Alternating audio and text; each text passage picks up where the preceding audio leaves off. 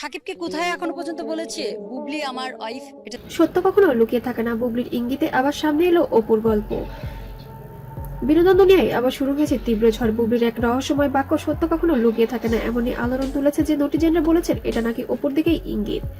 সাকিব তো উনি এখন আবার বলছে যে ওনাদের সাথে খুব সম্পর্ক আছে, অপবিশ্বাস দাবি করছে, মানে এই যে একটা কনফিউশন।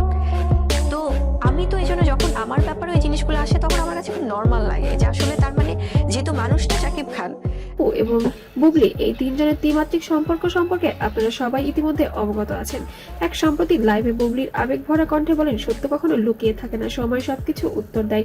এই লাইন শোনার পরই ভক্তরা তোলপাড় শুরু করে দেয়। সেই সত্য কাকে উদ্দেশ্য করে বললেন? বুবলি কি কোনো পুরনো ঘটনার দিকে ইঙ্গিত করেছেন? অপুর কথা বলছে নাকি অন্য কিছু বোঝাচ্ছে? এইটি মুসলমানের সাথে বিয়ে হলো, মানে আচ্ছা অনেক কিছুই তো আসে, এটা প্রসেসিংটা কি ছিল এবং ওনার যে ডিভোর্স হয়ে গেছে কি। ভক্তরা এখন বুবলি সেই এক লাইনের বিভিন্ন ব্যাখ্যা দিচ্ছেন। কেউ বলেছেন এটা নাকি সম্পর্ক ভাঙার পুরনো কারণ, কেউ বলেছেন অপুর সঙ্গে আগে টান পড়নের ছায়, আবার কেউ বা মনে করছেন এটা শুধু বুবলির আত্মসম্মানের কথা।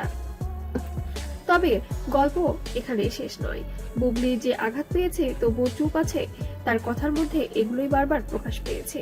এই লাইন যেন পুরো নাটকের নতুন মোড় দেয়। ভক্তরা বলেছেন এটা নাকি কোনো লুকানো ঘটনাকে ইঙ্গিত করেছেন।